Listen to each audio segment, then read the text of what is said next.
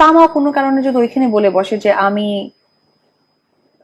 সাকিবকে নিয়ে আবার একটু পার্সোনাল টাইম স্কুলে কাটাচ্ছি, অপু বিশ্বাস তার বাচ্চা নিয়ে ডাকতে আসলেন, উত্তরটা তখন আপনাদের কেমন লাগতো?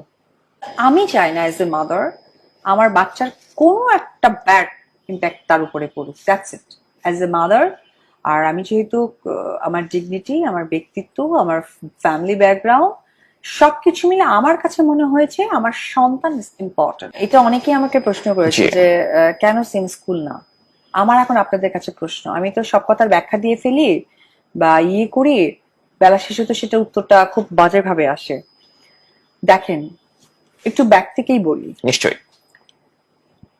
একটা প্রথম রোজায় দুটি সন্তান তার বাবার কাছে গেছে, কিন্তু তার প্রেজেন্টেশনটা কি আসলো? Personal time. কথাটা তো এইভাবেই আসতে পারতো যে একটু প্রথম রোজার দিন বাবা এক, সন্তান দুটো বাবার কাছে যাবে, বাচ্চা দুটোই ছোট ছোট, তারা বাবার কাছে গেছে, দেখা হয়েছে, শেষ। আর কাহিনী বাড়ে না। না, এখন ধরেন স্কুলটা এক, ক্যাম্পাস এক, ক্লাস আলাদা, ক্যাম্পাস এক, হ্যাঁ। স্কুল এক, বাবা এক, বাচ্চা দুটো। এখনকার স্কুলগুলোতে প্যারেন্টসদের একটা মিটিং হয়, প্যারেন্টসদের একটা গেমিং হয়, অনেক কিছু হয়, অনেক কিছু। আরো ইন্টারন্যাশনাল স্কুলগুলোতে আরো হিউজ হয়। সামহাও কোনো কারণে যদি